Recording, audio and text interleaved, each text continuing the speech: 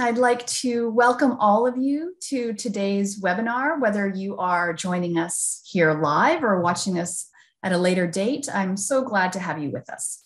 My name is Naomi Hoffer. I am the program manager for the Sheri Sobrato Brisson Brain Cancer Survivorship Program. And with us also here in the background, you might see Mary Destree answering and posting in the chat box throughout. She's part of the team. And our Living Well with Brain Cancer webinar series is a segment of our growing survivorship program in the UCSF Neuro-Oncology Department.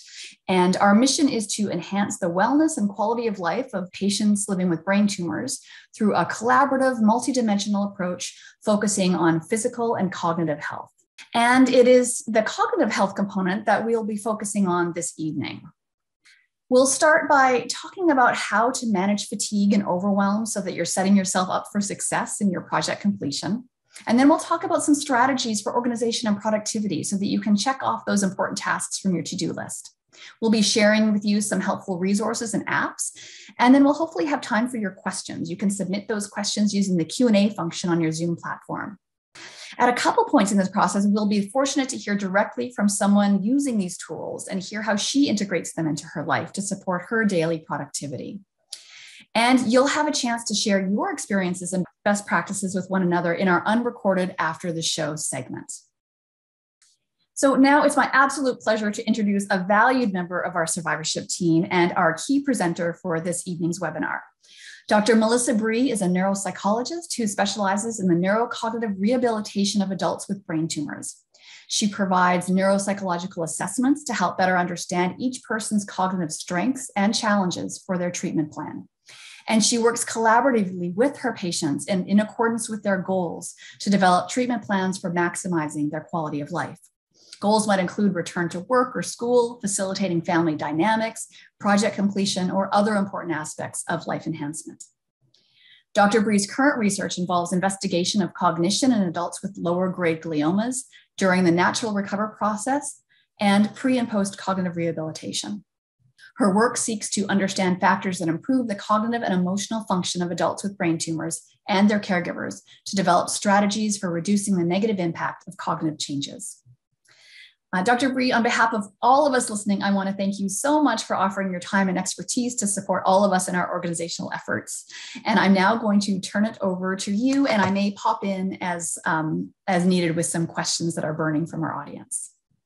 Oh, of course. Yes, please, at any time, if you guys have any questions, ask them in the moment. Let's have a discussion about it.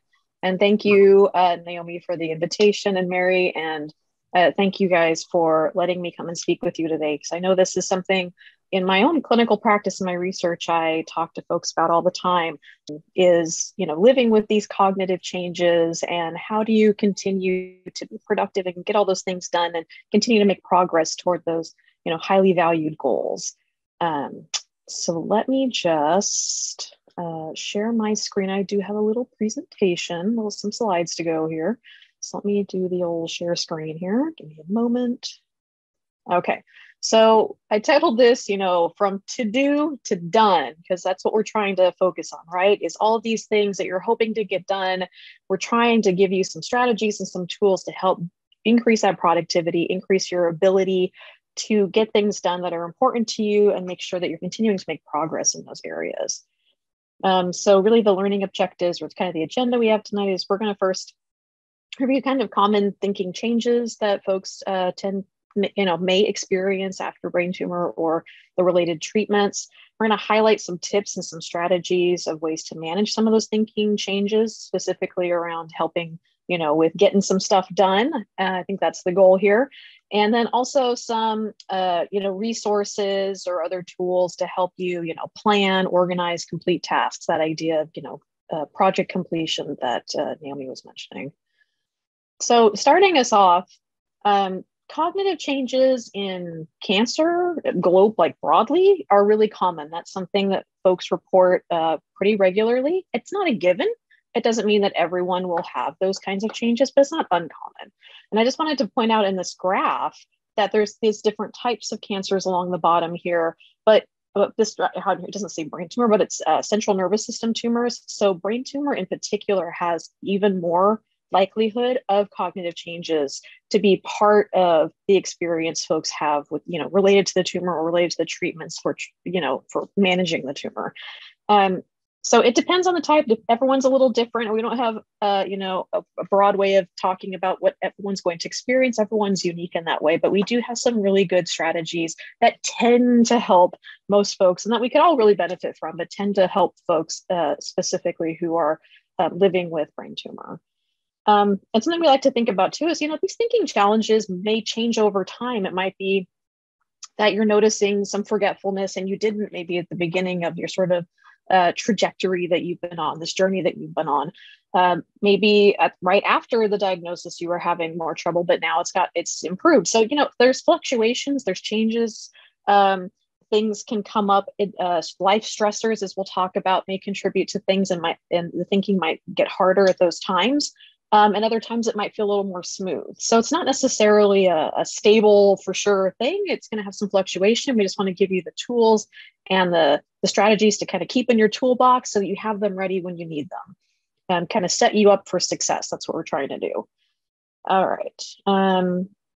We want to make sure that as those things change, that we address them in the moment. It's really what we're trying to find out. Oh, and I have a little graphic. Ooh, there it goes. All right. Some of the common areas of cognitive changes that we see with folks related to the brain tumor changes, attention and concentration is a big one. We see that really commonly. That's really that ability to focus, not get distracted by other things, concentrate over long periods of time, what we call sustained attention, being able to sit and focus for a long period of time. We oftentimes hear that not only is that difficult, but it's very draining. And we'll definitely talk about that energy management piece today. That's a big part of it. So it's taking a little more effort to concentrate. You might get distracted a little bit more easily. That's really common. We hear that a lot. Memory, that's oftentimes what people are coming in reporting. I just feel like I'm more forgetful. I'm having to use Post-it notes for everything now. I used to be able to remember my appointments and I can't do that anymore. This is oftentimes something we hear from folks, and that could be a lot of different things contributing to memory, but it's oftentimes one of the like real world daily experiences people have that are really bothersome is I'm not remembering to take my medication, for instance. Executive functioning, that's the other area we see a lot of struggles with in sort of day-to-day life. That's really those really complex tasks. So we're looking at, being able to, it's here saying anticipating, understanding, controlling our actions. So those are like the kinds of things like planning. So you're anticipating things, right? Planning, problem solving, organizing, multitasking, anything sort of in those really complex tasks. That's going to be something that we find that people might are finding it more difficult, or they're not able to do in the same way they used to. And that could have impact on, work or other areas as well. And that's one of the things we want to talk about today, right, is learning some other strategies to help sort of structure and scaffold, let's say, that the ability to plan and organize. We really want to think through and come up with some good problem solving strategies around that to help you sort of lay out and implement a plan to help you move toward your goals and to get things done. Processing speed's the other big one that we see. So, people will come in and say they feel like they're a little bit more sluggish with their thinking. It's taking longer to do something, or if you do something at the same speed, you might make more errors, or you're having more trouble if you do something at the same speed. So if you slow it down, people are noticing maybe that it's a little bit easier to get through a task, or that you feel more confident about what you've been doing. So that processing speed piece can be part of it. And all of these things, it's not necessarily all of them. Some might have, symptoms here or there in some of them, or you might be experiencing things across the board. And these might fluctuate. You might have some really good days where you're able to concentrate and do a lot, and other days where you're feeling more distracted. But these tend to be kind of the big four that we see folks really reporting symptoms in. Oh, that's right. There's a little animation. Okay.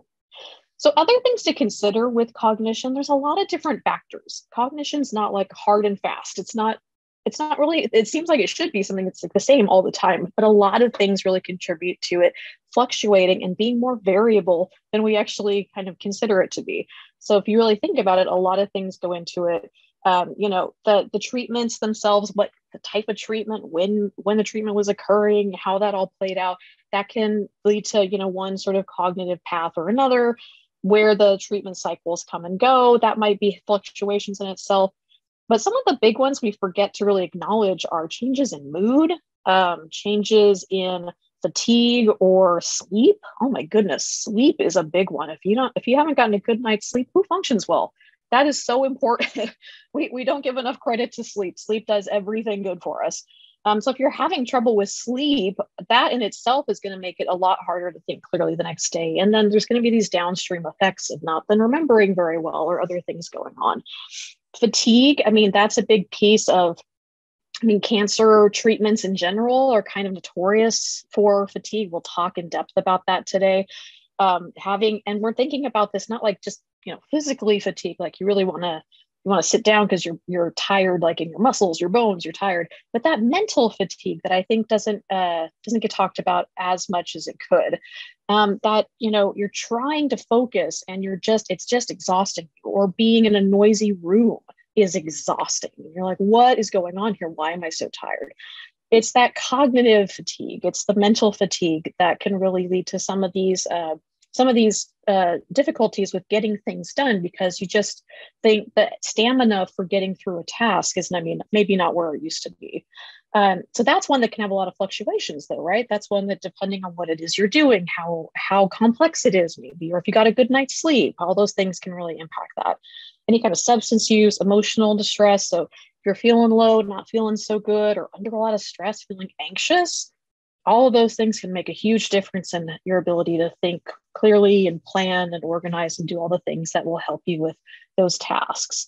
And medications, the anti-seizure medication that a lot of folks are on to help manage seizures, related to a brain tumor, that is going to have some impact on cognition as well, just at baseline. So that might contribute to just sort of a sluggishness kind of feeling that some people adapt to, and some people are like, I still just don't feel quite like myself. So these are all part of a bigger picture. We're trying to think of this as a big picture approach. What are some of the things that are making it more challenging to get things done? One of the ones that we see over and over again that I'm going to focus on today is that fatigue piece. So we're going to really drill down into that one a bit more.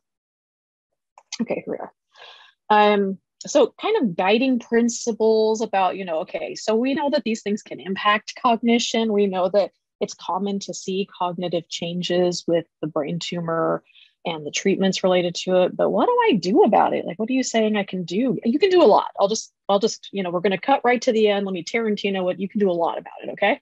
We'll get to that part, but just to set it up, we have some kind of guiding principles around things that we want to be able to help you do something about it. The big one, like I just mentioned, managing that fatigue, or what I talk about is overwhelm. So it's not even just the fatigue itself. It's like that feeling of being overwhelmed by something. That is something that we're going to go into a little bit more detail about. If you're overwhelmed, you're just not going to be performing at your best. So there could be a sleep component to that. There could be stress, all sorts of stuff goes into that. Developing and implementing systems to help you get things done, that is crucial. So we're going to go into a little bit more detail about how to set up a system that's going to work for you. And again, set up some structure and set you up for success. We want some things in place so that when you start to do some tasks, like things are working in your favor. Being present during tasks, this ability to sort of focus and be productive in the moment. I love that Naomi started us with a mindfulness activity, because that is so key. That's one of the things that we're not going to be able to go into a lot of detail with today. We just don't have enough time to dive into it. But mindfulness exercises, doing that practice of being more present, is really helping to strengthen what we call your, control over your attention. Because by pulling your attention into the present through being more mindful, you're being more present and being more focused. So those kinds of exercises are also really going to help in every kind of moment. If you have that skill of pulling yourself back into the present, you're going to be able to be more focused. Because like I mentioned before, the increased distractibility, or a tendency to kind of get pulled into different things and trouble sustaining your concentration, that's something we very commonly see. So learning to be more present is a really good way to sort of tackle that. So if you're more present during tasks, you can also be more aware of like what's working for you in that moment. How is this going for me? Is this a really effective strategy? Or is it not? Learning from it and being able to adapt and change if you need to. Like, okay, so for next time, let me do this a different way. And then consider feedback from others. This is one of those things that we just like to put that out there too, because there might be friends, family, your providers who you're talking to that have some really good ideas, or have seen, they're with you all the time, or you're talking about stuff, they might see where there might be challenges that you're not able to sort of see in the moment that can give you some feedback, help you sort of redirect, or just including them in general in your system. I'm very pro including everyone in the system. It should be a family system. Everyone should know about the system that you're trying to implement so that it can be part of everyone's conversation and everyone's participating in it. So you're more likely to get something up and running and stick to it. So having other people in the picture for these conversations is always a good idea if you can manage it. So let's talk a bit about fatigue. I want to really kind of get a good understanding of where we are with fatigue. I know that I think this has been brought up before in some other groups. I apologize if some of it is repetition, but you know what? Repetition is also really good. It's really good for learning. So we're just going to go with it for now, but hopefully there's some new information for folks as well. But this idea of fatigue management, what we're also talking about is this sense of being overwhelmed. So I'll use those kind of interchangeably. First of all, we want to kind of just point out that, there's lots of different reasons for being fatigued that could be from like a physical basis. So getting a medical workup and talking to your medical doctors, just to rule out if there's any other issues that could be contributing to the fatigue, and treat that. Let's check that out first, right? So that's one thing that we always recommend. Talking to your providers also about any medications that might be causing fatigue and if can that be modified. And then optimizing your sleep. That's a big one. We're not going to go into a lot of detail about today, but that could be something you work on with providers, or there's a lot of sleep hygiene techniques for, keeping a really good sleep routine, going to bed at the same time, getting up at the same time, trying to optimize the amount of sleep that you're getting and trying to lessen whatever it is that's impacting your sleep. Getting sleep assessments if necessary, rule out sleep disorders like sleep apnea, things like that might be contributing. But really what we're going to be focusing on from our perspective, from like a neuropsych perspective, we're looking at things that you can do behaviorally to manage the fatigue. So that's really our bread and butter in neuropsych, is looking at the things that are interacting between both brain and like behavior changes. So we're looking at some self-management kinds of strategies to help you implement fatigue management on a day-to-day basis and make some changes to your day-to-day activities to help you build up the stamina you need. So one of the strategies is called pacing. So we'll talk a little bit about that too. I already talked through all this. I forgot I had a slide for it, guys. So winding down activities, avoiding stress before bed. Some of these things are helpful for your sleep hygiene, and just talking to your medical provider about other options that might be contributing to your fatigue. So let me introduce this idea of the stress curve. This is really helpful in kind of understanding why there's fluctuations in cognition, why there's fluctuations in your fatigue and how you're feeling. And also I find it's really helpful in speaking with your friends, your family, other people about this. It gives you some language to talk to them about, to be able to say, this is what's going on with me, and here's why I'm having trouble now, but I was fine earlier today. And right now I actually really need to sit down and take a break. The stress curve, what we're looking at here, if you look at this sort of curve image, over here in the green section, that's part of the curve that doesn't have a lot of stress. That's actually a little too under the amount of stress you want, actually, because you want a little bit of stress to kind of provide the motivation to get up and do stuff. So maybe all the way at the tail here, maybe you're not really doing much. This is undermotivated. You're feeling like you're not able to get up and do those tasks on your list. We might need to address that if that's the case, if you're too far into the green. Oftentimes there's definitely those folks. So if you're one of those people, you're not alone either. But a lot of times what I'm seeing is that folks who you're coming up, you're getting a little more stressed, you're getting into that yellow sort of zone. And it's like, okay, I'm up, I'm getting stuff done, but I'm starting to feel my energy is getting used, right? I'm doing some tasks, I'm getting a little stressed. You start to push and you get more in that orange zone where it's like, ooh, okay, I maybe pushed too far. I was feeling good about stuff. I was getting my tasks done. So I just kept going with it because I was in a zone. I was ready for it. I was doing it. And you might be pushing past what you're really ready to be managing in that moment, what your energy level's at that point. And then you start to dip, where the exhaustion starts to kick in and you start to slide pretty rapidly into that red zone. And that red zone is the zone we want to avoid. That area is really challenging to get back from. That's where a lot of the really troublesome symptoms lie. So a lot of people will start to get anxiety. They might even have panic attacks at that point, feel angry. I hear all the time from folks that I'll just get irritable out of nowhere. And I'll yell at my children, and that doesn't make any sense to me, and I've never done that before. Or, you know, things along those lines where it's like, I get really irritated and I don't really see where it came from. This stress curve oftentimes is where we find the explanation for that. If you start to backtrack, you start to see, well, earlier I was doing okay. I was in that yellow zone, but I slipped into the orange and kept going. And I really pushed past that point where my energy level was able to sustain me. And I really got into this burnt out stage, and things just tumbled from there. And all the symptoms really flared up. And it was really hard for me to think clearly. It was really hard for me to control my behaviors or to do anything that I really wanted to in that moment. Things just kind of stumbled out of my control.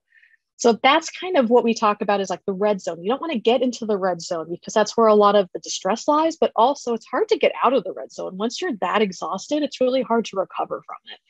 So we try, this is some good language around like talking about, okay, are you green? Are you kind of, are yellow? How are things going? Are you slipping into the red? Are you getting like you're getting close to that? So that just gives us a little bit of language to talk about too. The other thing I like to make sure I point out is, you know, we hear all the time, and I used to be able to get a lot done, and I just don't feel like I'm getting stuff done anymore. My to-do list never goes down. I feel like I'm not being productive, and I don't feel like I'm contributing in the way that I used to, things like that. And what oftentimes happens, especially if that's your experience, is you might, you know, feel compelled to push past the point of comfort for you, where, you know, you might be starting to get a little tired, or you might be noticing some symptoms come on, or maybe you're not that, you know, maybe you're not too attuned to it, but you're pushing past the level that yellow orange range, and you're getting into the red, and it starts to be this overdoing where you're pushing past it. There's that increased fatigue, like we're talking about, those symptoms flare up, and then it just takes a really long time to rest, recover from that, and then it puts things off from getting done even longer, because now you're having to spend like the whole next day recovering from the activities you did. So you end up in this sort of roller coaster cycle of like, you know, we call it like a boom bust cycle too. It's like you have this boom, like, yeah, I'm feeling really good today. I'm feeling it. I'm in the zone. I'm being really productive. And so you push through. You're like, I'm going to do it. I'm going to work all day. And then you have this sort of bust where like by the end of the day, you are just wiped. You just like crash by the end. And then it takes a while to get back to a place where you feel good again. This is a common cycle that we'll see. And in this zone, to bring it back to what we're talking about today, when you're in that bust cycle, you're not being productive. And so you're having like maybe these peaks of productivity, but then you have all of this recovery time where nothing's getting done. And what we're trying to do with fatigue management is balance those out a little better, so it's a little more moderate. So we're wanting to see you, you know, productive, but not overdoing it, so that you're having this recovery time. We want you to be productive and take breaks periodically, and pace your energy is the strategy we're going to talk about, so that you're not ending up in this cycle of fatigue. And this is kind of looking at it from that, you know, red, yellow, green perspective, right? So if you're starting out in the green, you don't have a lot of symptoms, you're getting up into the yellow, you know, you're starting to push it, you've got that boom going, and you see that spike, and then it drops down, you're having to recover, spike and recover. We're trying to push that curve down into that green and yellow zone. We want you to be pacing along in these like shorter kind of bursts of activity to be able to sustain your energy for longer periods of time for overall more productivity. We don't want you to be productive all in one go and then have this long recovery. We want to kind of do things in moderation, pace your energy so that you can get things done. So what we talk about too, the strategy for this is really managing your sort of energy stoplight. It's really getting to know what red looks like for you. What are signs to you that you're getting into that zone? Like I mentioned, some things might be irritability, fuzzy thinking, not being able to focus. And I think our guest today, also Andrea, will have some good examples for us as well. Yellow is maybe giving you a warning that you should slow down. Maybe that's some of those pieces of, you know, starting to be irritable, starting to feeling like the noise is getting overwhelming, and be more sensitive to noise or to light, or there's little signs that as you start to look at this in more detail and really get familiar with how your energy works and what your energy is like, you'll start to notice what signs your body and your mind are trying to give you to let you know, hey, we might need to slow down here. Maybe now is a good time to take a break. And then green is go. Like what is it are you feeling good? Okay, keep going until you start to notice maybe that some of those yellow symptoms are coming on. Then maybe you take that break. But starting to figure out a plan for, let's see, do I have okay, not yet. Start to come across a plan for what do you do in those moments? How do you figure out what it is, what your sort of approximate sort of energy time frame is, what tends to work best for you, when do you need to put in a break, what are signs you need a break, so that you can maintain that sort of moderate level of like constant productivities instead of these boom busts. So I think at this point, I think it might be good for us to talk to Andrea. I wanted to introduce her if you're willing to put your video on now, Andrea. I'm going to talk through a little bit of this, the symptom tracking sheet that we worked on together. Okay. Sorry. Oh, are you able to, can you hear me okay, Andrea? Yes, I can. Perfect. Oh, hello. Well, welcome. Hello, everyone. Hi, everyone. Welcome, Andrea. Perfect. Yeah, I'm so glad you're able to come in today. I wanted to do you mind giving maybe a little bit of an introduction about yourself and how you sort of came across fatigue management and the overwhelm management and the tracking sheet, and kind of give a little bit of a background for folks? Yes, thank you. I first came in contact with Melissa after my radiation therapy. I had a meningioma tumor that was discovered in March of 2019, which was followed by an emergency surgery.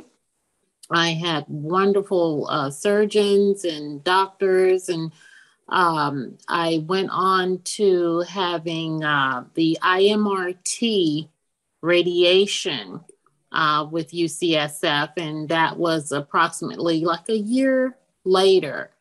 I was unaware, of course, of all of the symptoms that would follow that radiation procedure. And had no idea on how to deal with the certain emotions and fatigue that I was dealing with until Melissa coached me pretty much. She gave me great therapy. I learned a lot about the cognitive changes that followed the radiation and post-surgery, dealing with distractions, absent-mindedness, thinking that I had full control. I was the person that I was in the past. It changed greatly. And dealing with the absent-mindedness, an example, I love to cook. I would put a pot on the stove, start something. I'm normally a multitasker, so I move around pretty quickly. And I had a pot on the stove and just forgot about it, and moved on to another task. And eventually, I was caught by the smell of smoke. And I just remembered, oh my God, how did that happen? It never happened to me before. Well, of course that would stress me out because this is not something that I'm used to. But working with Melissa and understanding the stress curve, because it threw me into not only fatigue, but anxiety. I dealt with a lot of anxiety. I learned how to bring myself back to a calm, which would bring me back to present mindedness, which is very important. Excuse me. That when we get into a situation where we feel the anxiety increasing, any type of anxiety or brain fog, brain fatigue, which leads to muscle fatigue, it is so important that we take the time out for ourselves just to meditate, sit down 5 minutes, 10 minutes, 15 minutes, get out of the situation that brought you to that orange or red zone and sit down, calm yourself, bring yourself back to the green area where you can manage. You can manage yourself. You could bring yourself back to a present mindedness state. It's very important. And it doesn't happen overnight. It's a learning process. So I'm so appreciative to Melissa for teaching me how to track all of the fatigue, teaching me how to bring myself back to present mindedness and calm state. I've been more into meditation. I don't know if any of you are familiar with Headspace, but there's 1,001 different types of meditation apps and all that you can go into, but it really is helpful. And I just want to let you know that you are not alone. We can all work on ourselves by learning these different strategies to bring us back to calmer states and balanced states. That's a good way of putting it. Thank you so much, Andrea, for speaking to that. And I think I wanted to your point of that it was a process and you had to sort of learn how to understand your own fatigue and how your energy fluctuated, what that looked like for you in particular, and any of those symptoms that would give you that indication of, oh, okay, I might need to take that break. I might need to remove myself from the situation and go take a break, do maybe a mindfulness activity.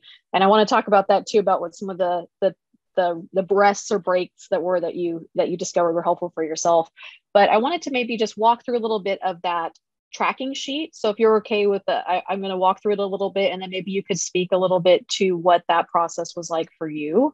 So for folks also on the webinar, so this tracking sheet is something that we use with a lot of folks to help bring that awareness around how this energy change and fluctuation is affecting you, and bringing some awareness to what you're sort of like currently, how the current way is that you're doing things, how that impacts you, and then also what might trying some stuff out and seeing if it helps or if it doesn't, and getting a good idea of what works best for you in any moment.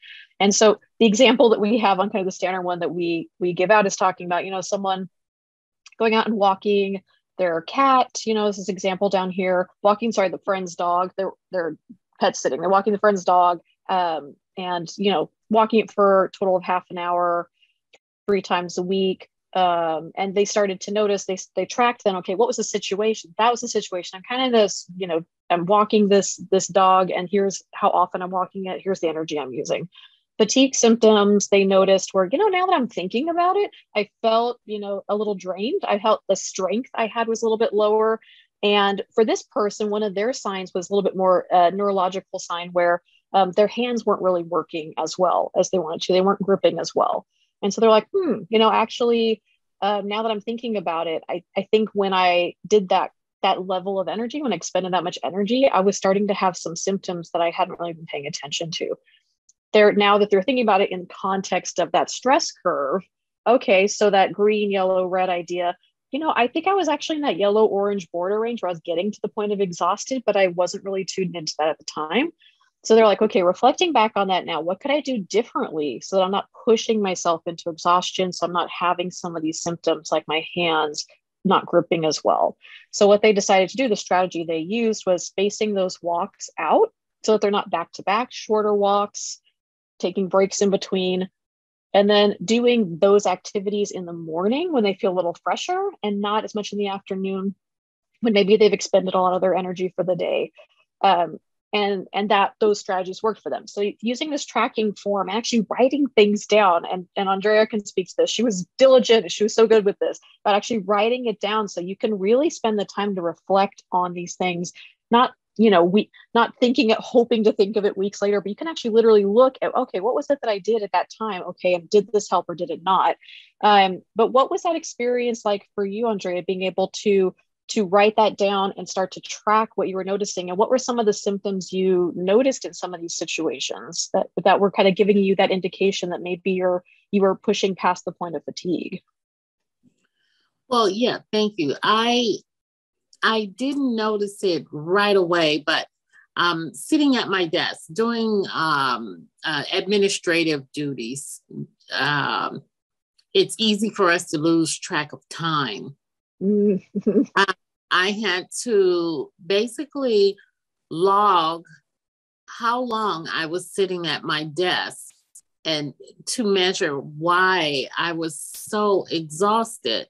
And it would be the brain fatigue first, which would lead to the physical fatigue. I had what they call weakness on one side of my body. So the weakness on the one side of my body, sitting in an office chair, let's say, for maybe just an hour. It could be an hour for some, it could be 30 minutes, but sitting in that chair for that period of time, I would get up and all of a sudden I could collapse like a deck of cards or something.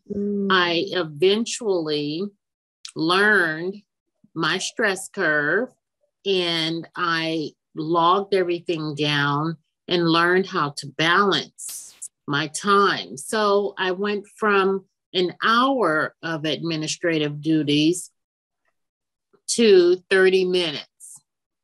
Do what I can in 30 minutes. It didn't have to be a rush. It was just a set time. And then after that 30 minutes, I would get up, I would stretch or, do some bends or go to a different task, something that was less head stressful, something else. Take 30 minutes off or 45 minutes, come back to my duties for administrative, and I actually was able to get more done because I had the breaks. So that does help. That does help to balance your time and it puts less stress on your body. So yes, that was one of the exercises that I did. That's great. And so you realized that pacing the amount of time you were sitting, concentrating, putting that strain also from sitting on your body, also that shortening that and pacing the amount of time you put into that sort of intense energy period, breaking it up into smaller intervals, taking that break in between to recover. It sounds like you found some good recovery activities during that time, and then going back to it, even though you took that recovery time, that overall your day was more productive, that you were able to get more done, even though you're doing short bursts of it. Yes. Yes. That's awesome. Yeah. Is that something that going into it you would have thought was the case? Actually, no, because of the type of person that I am. I've always been so used to multitasking, handling so many different projects at one time and jumping from one to the other, that I had no idea that I was not that person anymore until I was faced with it. I then learned how my body has been changing, even a task of, we're going to the doctors, we're going to the physical therapist. I know many of you right now are seeing multiple doctors right now. And you may have been able to just jump in your car or have someone come and take you here, there, grocery store, just walking around a store or going to your physical therapist and coming from physical therapy, that's draining. And it's okay to go home and take a nap, sit down for a little while. Just keep yourself in the present-mindedness state and in a calmer state. You don't have to do it all. And that's what's important, that balance, keeping ourselves balanced. And it keeps our mind in the present state and restored. That's so wonderfully put, Andrea. I really appreciate your input on that. And you really put the work in too. I think I want to emphasize too, that like you mentioned, it's a process. It really does take some time to understand what works best for you and figure out the best strategy and then implement it. So there's several steps that had to sort of be put into place for it to work, but it sounds like you found the thing that worked really well for you, and you're now doing that, and you're feeling more productive and feeling more sort of confident in your ability to get stuff done. Is that fair to say? Yes, it is. Oh, good. I'm so glad to hear that. Yeah, lots of hard work, and it was really paying off. And Andrea, just a delight as always. So I appreciate you sharing with us. And feel free, I'm going to kind of move through some of the other slides now, but feel free if you have any other comments or anything, if you want to pop back in, because I know I'm going to talk about the Pomodoro technique a little bit later. This is a technique that I worked with Andrea to utilize to help with that pacing also. So if you want to pop in at that point or any other point to kind of comment on if that was helpful for you or not, feel free. But also if you want to just sit back and listen at this point, you can also do that. But I appreciate your contribution so much, Andrea. Thank you. Thank you so much. So this is a tracking form too, just so you guys know. I'm happy to send this to you if you would like. My email's at the end of the slide. If you want something actually more structured, we have like a Word document for it. Or if you go back and look at this video later, you can kind of get the headings for it and really kind of write down what it is that's helping you, what's getting in the way, all those things, to really bring some awareness around it and figure out what those things are that need to be modified to help you be the most productive, set yourself up for success, and have enough energy and stamina to do the tasks you're hoping to do. So this is just kind of a little summary of this idea that we just went through with Andrea, where you were really taking the information that you gathered from bringing awareness to what's going on and then creating a plan to help manage it better, right? So for this example, they noticed that when they were in the yellow, starting to get to the red, they get more distracted, thinking was jumping around, maybe word finding is harder, things like that. And so they come up with some ideas, these restorative recovery kinds of ideas, walking around, going outside and getting some fresh air. Napping is a big one for folks. That's oftentimes going to be something. There tends to be energy fluctuations during the day. I'll just say that very commonly what I'll see from folks is I'm freshest in the morning. I do really well in the morning and I can focus pretty well at that time. That's the time for me to do bills or something that's really cognitively more intense. The afternoon, I start to wane a little bit. It's getting a little bit harder for me to concentrate. Getting a little bit more irritable. A lot of my energy was used at this, the front end of the day. And what I find for folks is that it's really challenging for that to be the case, because for a lot of families, that evening time is the time you have together. So you might have, been able to get through your work day or whatever was going on in the morning. And by the evening time, making dinner is really stressful. That having kids or other people around you talking is, you're noticing you're getting really irritated potentially. You're having trouble coming up with your words. You might be having trouble reading through and doing a recipe at dinner because you're having trouble concentrating and following steps. And maybe if you at breakfast, you weren't having that problem, let's say. So there's different sort of trends you might notice or patterns. That's what we're trying to look for too in looking at and writing things down, looking at what your typical sort of day is like. Are there patterns to when you tend to have energy and when you don't? Are there ways to, with that information, do something about it? So that's what we're trying to do with this idea of this fatigue management plan. Now that you know this is going on, what do you do about it? So making sure you're not getting into that red space, being aware of, okay, I'm noticing some word finding challenges. I think that I'm getting pretty fatigued. I think I might need to go take a 15-minute break, lie down in the other room, even just close my eyes. I have to take a full nap, but just kind of shut some sensory information out, because that sensory information is still information, right? Even if it's not people talking to you, even if it's not a webinar right now that you're trying to process all the information from it, your brain is still having to process sounds of trucks going by, the sound of your dog barking. Any of that is still information being processed. Your brain is still being utilized pretty heavily. So noise canceling headphones. I also recommend that to a lot of folks. You might want to do the noise canceling headphones, while you're making dinner so you can focus on dinner and some of the noise from the family that's going on. is not adding to the stress of things. And it helps to calm down your nervous system, right? Because all of this is, it's a heightened stress response. When you're getting more fatigued, the reason I talk about it being overwhelmed is that you're overwhelming your system.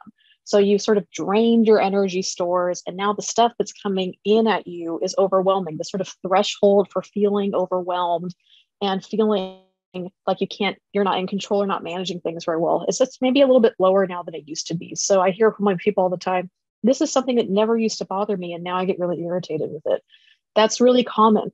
Again, we're tracking those things. Is there something that was, work backwards? Well, are there things that were happening earlier in that day that made it more challenging for you to feel comfortable in that moment? Is there something we could have done earlier, taken a break, paced your work day? Is there exercised or something that helps you kind of come back to the green and feel more calm, done meditation or yoga? So we're not just trying to bring awareness to it and just be like, oh, this is what's going on. It's to use information. You're being sort of a scientist in those moments and really collecting data to help inform what you want to do with your day to help you function at your best.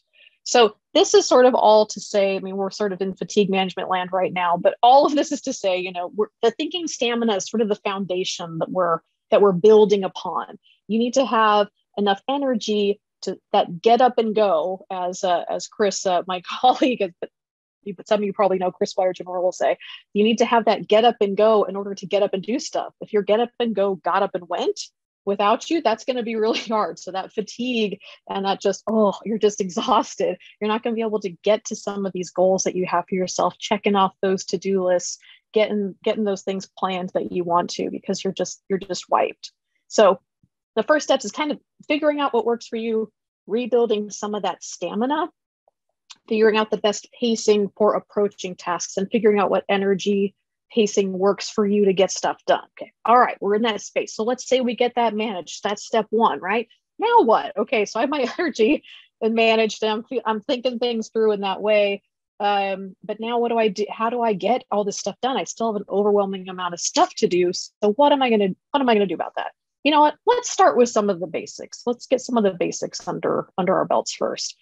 So some folks, this is something they've been doing their whole lives. They've got systems in places from in kindergarten, they were bringing binders to school. Like some people are just those people, or they had a family that taught them that early on. Some people never did that before. They just remembered everything they've ever had to do all the time and didn't need a system. Everyone's a little different. You might be coming into this with different levels of systems in place or things that have worked for you in the past. But we're going to go over, okay, how do we come up with some sort of organizational system that helps you to get things done? And then how do you work that system? This is what you really need to figure out for yourself is, okay, what works best for me? Everyone's a little different with that. Some people really find something that's a hard copy version of something they can hold in their hand and put in their bag when they go, that they can look at and write on physically with their hand. That works best for them. They need that sort of tangible thing to write in and keep with them. So that might be a daily planner or a calendar or a journal of some sort that you need to write everything down. Our poor memories are not designed by any means to keep every bit of information that we've ever heard in our lives in it at all times. That's not how it's designed. Doesn't have that capacity. This little piece of working memory space that takes in information is really only supposed to hold little bits of information. Then it's supposed to be stored in long-term storage and not used very often. So we have really unrealistic expectations for our poor brains that they can be those calendars for us, that they can be the journals. We need to really outsource a little bit and what I call externalize some of those tasks to other tools. So we want to build up your toolbox of other things you can do to help plan and organize and track the things that you're wanting to get done. So for some people, that's the hard copy, daily planner, all that. Some people, that's keeping track of something in your phone in the different apps that are available. That might be keeping track of it in Outlook or Google Calendar or all those different places where you can track information in one spot. The key to a system, I'll say, as you're starting to get one developed or as you might be fine-tuning them, some people might say, yeah, I do Post-it notes, for instance. That has pros and cons. Post-it notes, you're writing it down. That's great. It's getting off of your sort of working memory or like a temporary space where you're holding information and you're putting it somewhere to keep track of it for you. Cool. That's great.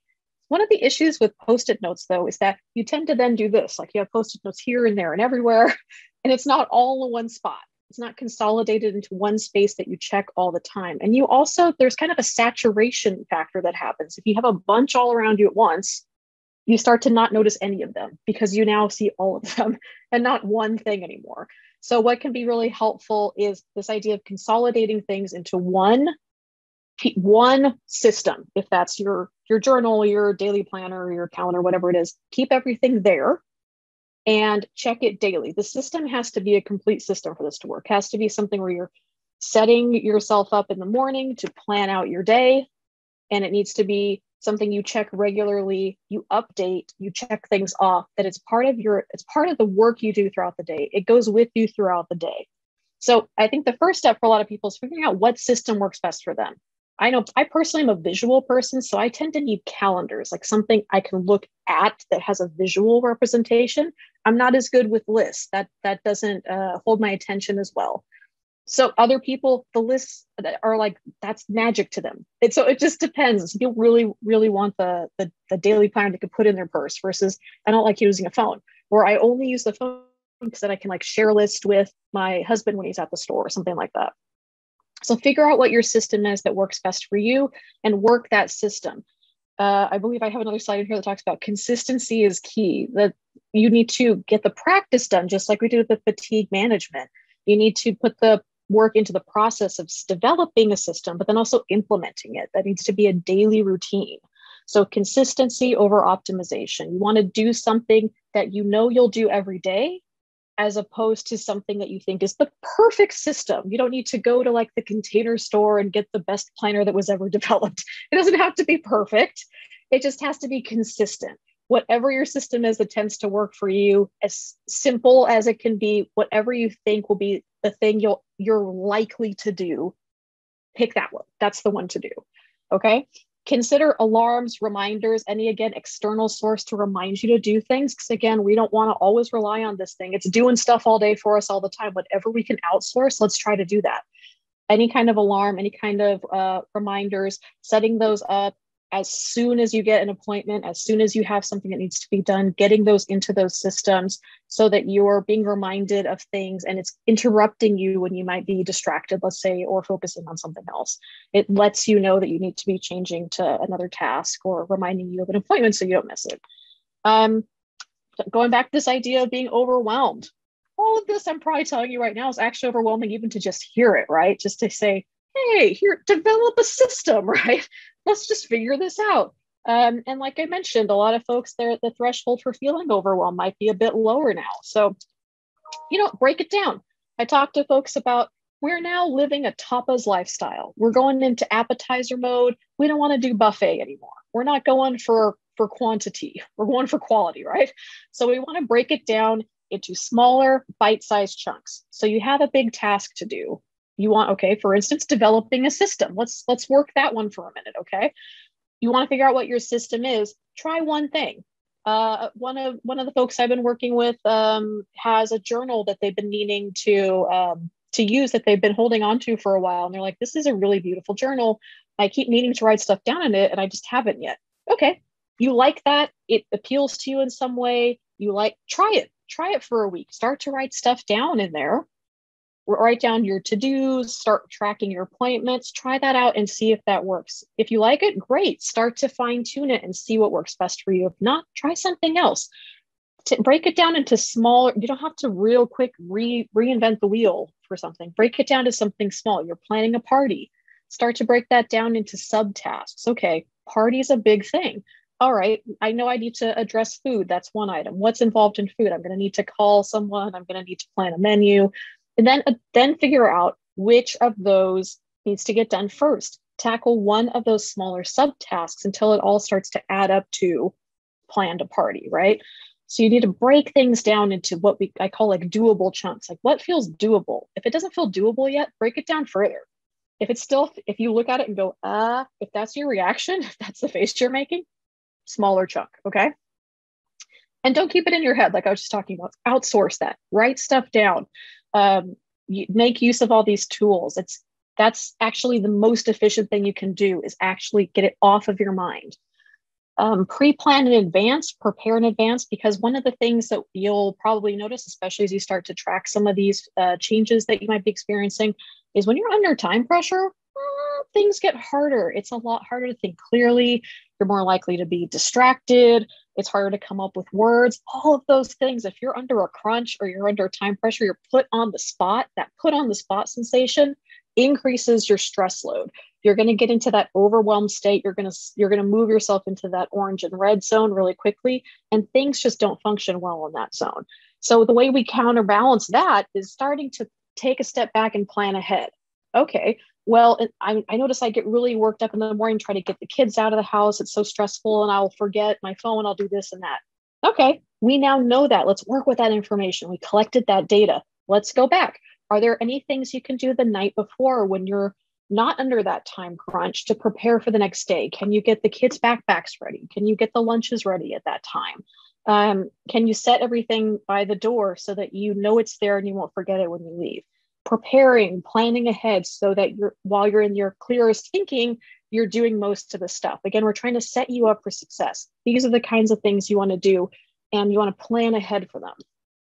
Also, this idea of reducing clutter. This is not necessarily so that, you have a beautiful home and some of the other things that we're hoping for. This is more like to reduce that stimulation idea.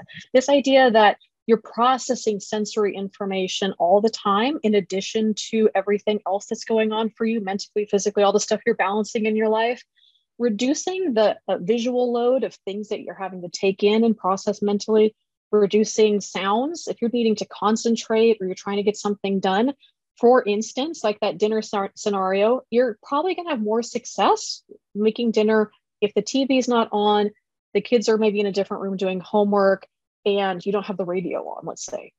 If all those things are going on, it's going to be much harder for you to sustain the energy and be able to focus on the task at hand, and you're much more vulnerable to making some sort of mistake, let's say. That's across the board for everyone, but for folks who have had any kind of impact to their brain from the tumor, from the treatments, all that you're just in a place where that's more likely to happen, let's say, because you just have more of a sensitivity to that sensory information, potentially more likelihood of the energy getting drained from that. So we just want to prepare for that, knowing that, okay, maybe we set up some house rules. Maybe the family comes together around dinner time, maybe the kiddos need to do a quiet coloring activity, and maybe after dinner they get to run around if they want, or vice versa, things like that. So that planning again, and reducing some of the visual or auditory sort of overload that can contribute to you feeling pretty drained and not being able to focus on the thing you're trying to get done. Let me go to the next slide here. So some of the other tools, we are living in a technological age. Now, we never got the hoverboards from Back to the Future. There's some things that we were hoping were going to be happening at this time in our lives that are not, but we've got some really cool apps. So let's really focus on some of the pluses here, right? Using calendars within your phone. If you're a tech person and you want to start using phone-based organizational tools, there's a lot out there for you to use. We get a lot of feedback from folks saying that Google Calendar options is a really good option. This Otter app people really like for you're using it to speak into it, and it does a voice to text kind of option to help you kind of keep track of things on the go and keeping things all in one spot. There's one called Fabulous that helps you develop a daily routine. So this idea again of creating systems, structure, routine, consistency, all of those things are going to be the foundation. That's like the bed, that's the foundation layer that we want to layer all of the productivity upon, because without those, we need that sort of foundation to build from. Otherwise, some of these things are going to float around and not quite be in place. So you want to develop some sort of routine that helps with sleep, that helps with managing your energy, the pacing of your energy, things like that. Routines are going to be helpful for all the things we're talking about. This is an app that sort of helps you figure out a routine that works for you and reminds you of what that is. You can kind of modify it as you go. Other tools that we've had good feedback from, I'll recommend folks a lot of times Google Keep.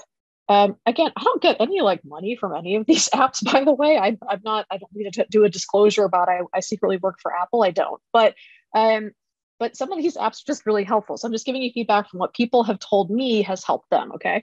So Google Keep's another one where it helps you keep track of things all in one spot. This idea of sort of centralizing what you need and keeping it all in one spot so that you're not having to spend that extra mental energy trying to remember where stuff is or going through and collecting things, keeping stuff all in one spot. So you have one place to check.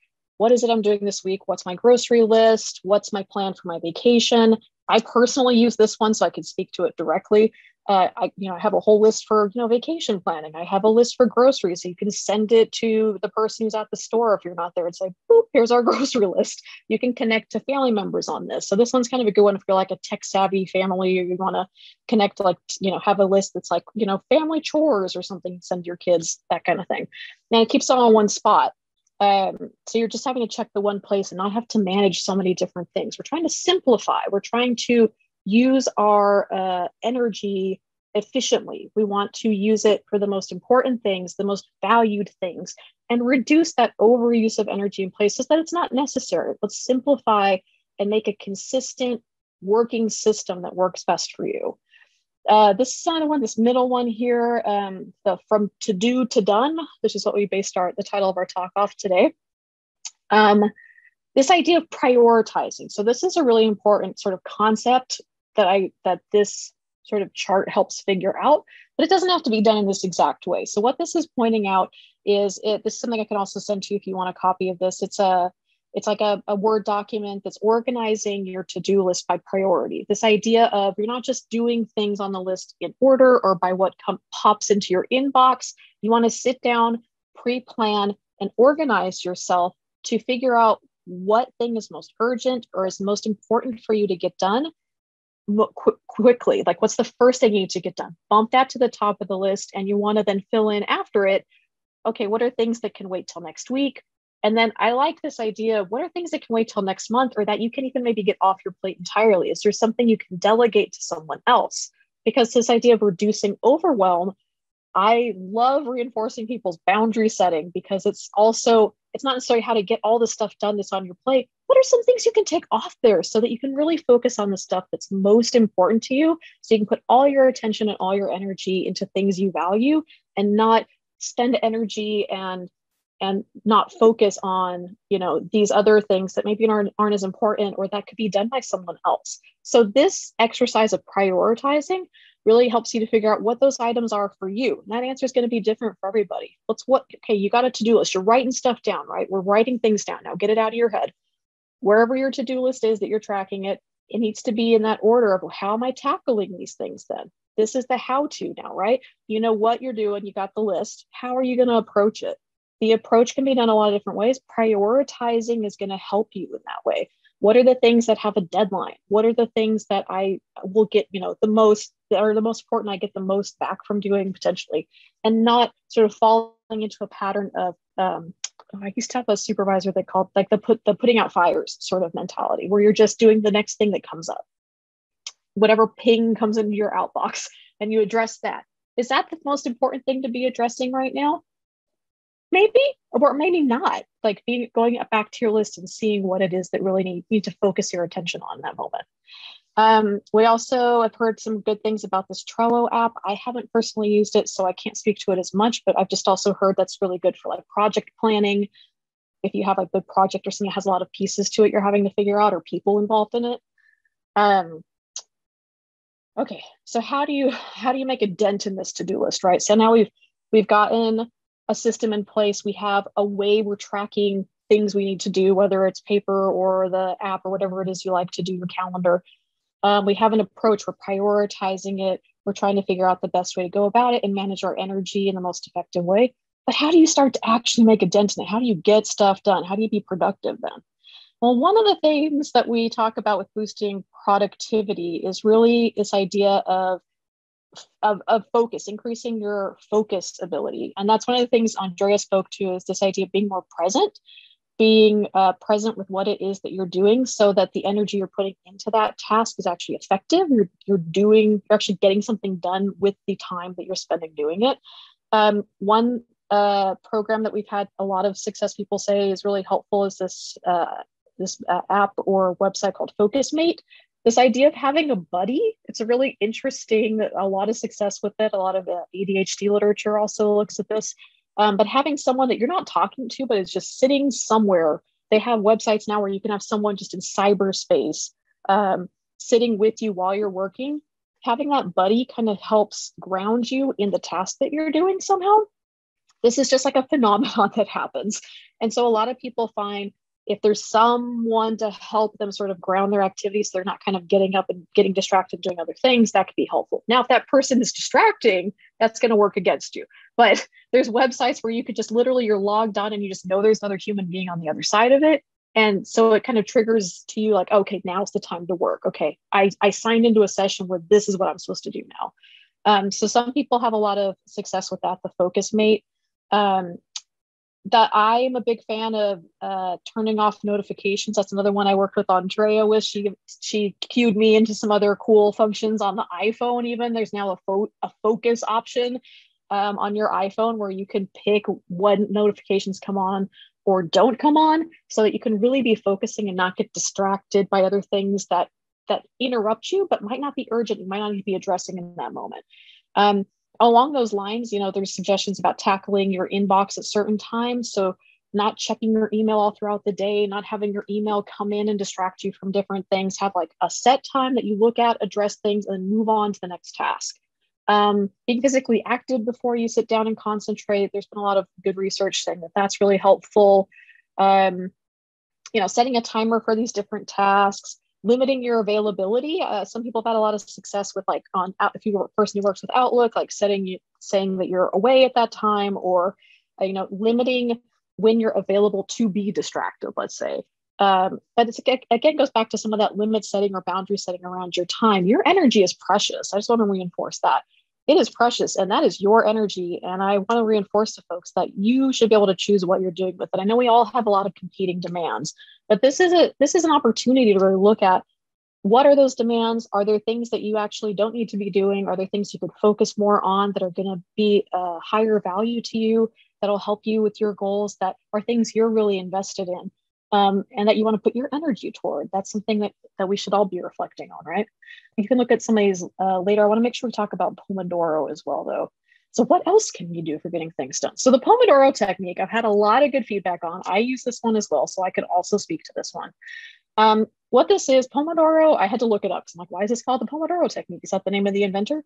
It is the Italian word for tomato. So that's why there's tomatoes all over this. I'm not sure why they decided to make tomatoes the increment of measurement for this technique. I can't give you that background. I don't know the history. But what this is it's a method to pace your energy and pace your time and your focus. So this is another one that, after I explain it, Andrea, maybe you can mention how you've been using it. But it's a way to break up your time so that you're doing more intense, focused activities for a shorter period of time, pulling out of it, taking a break, restoring your energy, getting your mental energy to kind of come out of that focus state, and then going back in. It's an idea of pacing your active sort of concentration periods of time.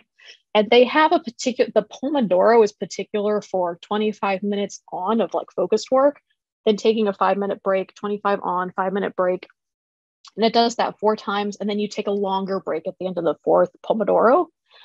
That's a specific Pomodoro. But as Andrea sort of mentioned and alluded to, you can modify this strategy. You can actually break this up, and you might notice that for your particular energy levels and your pacing, you might find that doing, 50 minutes and then a 15-minute break works better for you. This is one of those things that's kind of trial and error to see what works best for you, the way that your body and your mind works. But the strategy is sound. There's research behind this. A lot of people find a lot of good things coming out of this. And there's also apps for it. So I wanted to put that out there. You don't have to track all of this yourself. There's some really good apps for, you set a Pomodoro to start, and then at 25 minutes, it dings, it starts the break time, it dings when your break is over to go back. So it'll set up the Pomodoro for you, and you can modify the Pomodoro to be different time intervals. So there's some of those apps we'll go over on a little bit later, but I wanted to give you an opportunity, Andrea, if you wanted to speak to how this technique's been helpful for you. Okay, yes, thank you.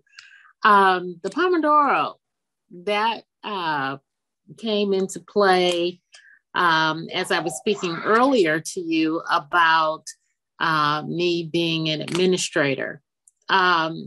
Sitting at the desk, not understanding how much time I'm at my desk and working, and the energy that was involved in just sitting at the desk and working, how it was draining me and causing fatigue to not only my brain from looking at the computer screen and going through emails and et cetera, to just sitting down in an office chair,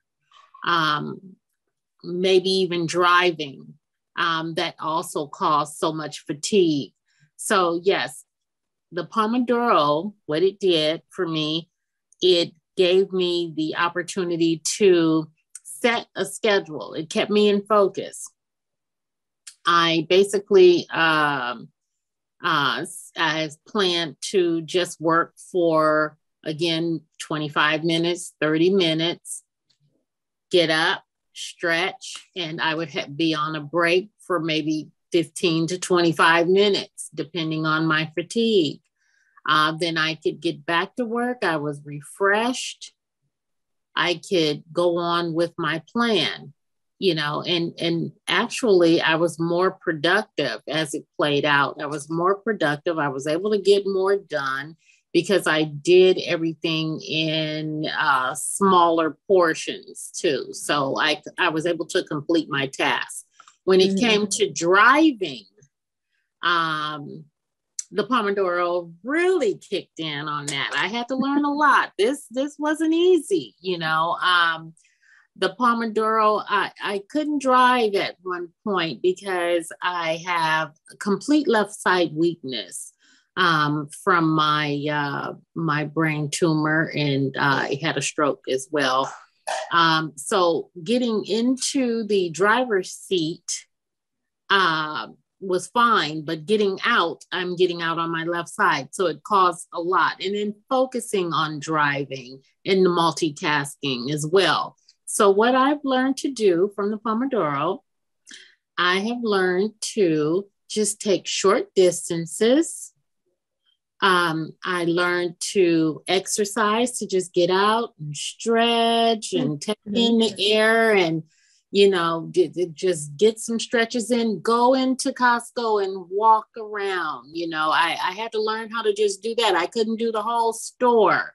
I had to take the Pomodoro and I'm going to go into the Costco and I'm only going to do this one section until it increased, take breaks, stretch, go outside, whatever, sit down.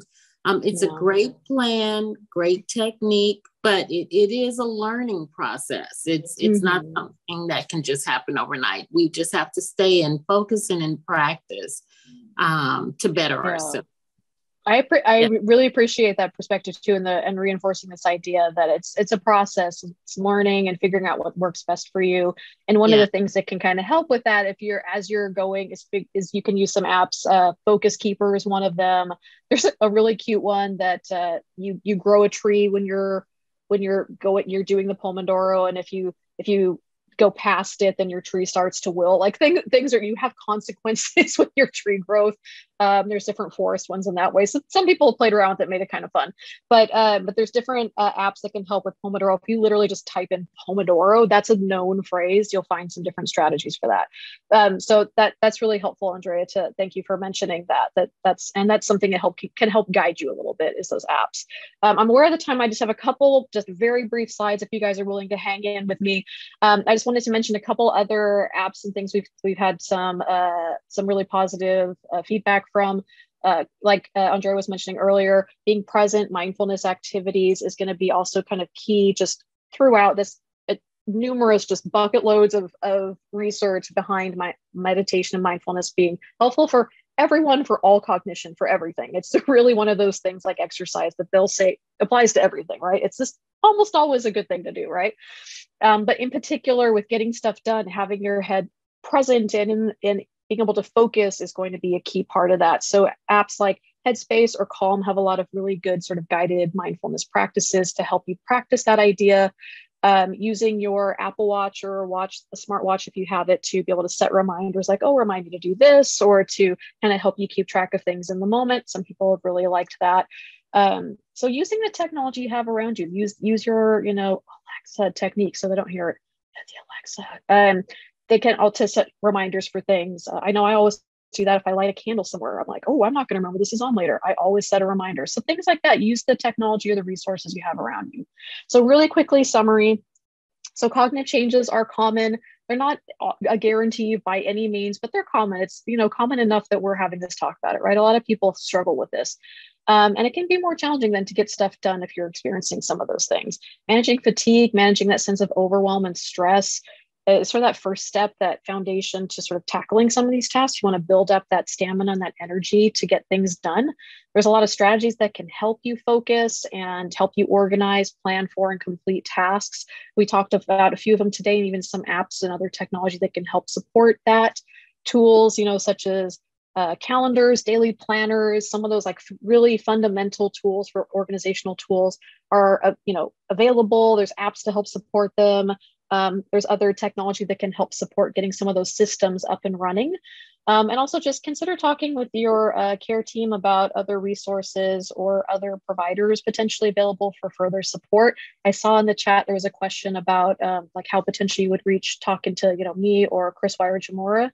And so I can answer questions about that too. You do need to be a patient with UCSF neuro-oncology. Specifically, you need to be someone that can be referred from a neuro-oncologist within our department. So if you're seeing one of our neuro-oncologists and you are struggling with some cognitive symptoms, you want some support around it, potentially some cog rehab, go ahead and let them know. They'll send us a referral. And then our folks, there was a question about insurance. Our folks will do all that background searching to see if to get the authorization ahead of time to make sure that we can provide that service for you. And if we're not as available option, we could also at least help figure out some other supports for you. So that's kind of the way to get to me, just to kind of summarize that. But I think that wraps up my talk. I have so many other things I could talk to you about, but I wanted to try to keep it focused and really give you some stuff to like take away from today, be able to start working on. I have my email at the end of this presentation here too. If you want to jot that down, you can reach out to me if you have other questions or want some of the tools that we talked about or other questions about our services in general. So thank you so much for listening and taking the time with me today. It's been a pleasure. Thank you so much, Dr. Bree and Andrea, for sharing your time and your wisdom and your tools and your experiences. It's a wealth of information, and I really appreciate it. I know we are at time right now, but I want to invite those of you who would like to continue the discussion with Dr. Bree and hopefully with Andrea as well to stay after the show, and we'll give you a chance to share your best practices and to hear from others as well if you've used some of these techniques or used different ones. So thank you all so much. For those of you who are leaving us now, I appreciate you attending, and we hope to see you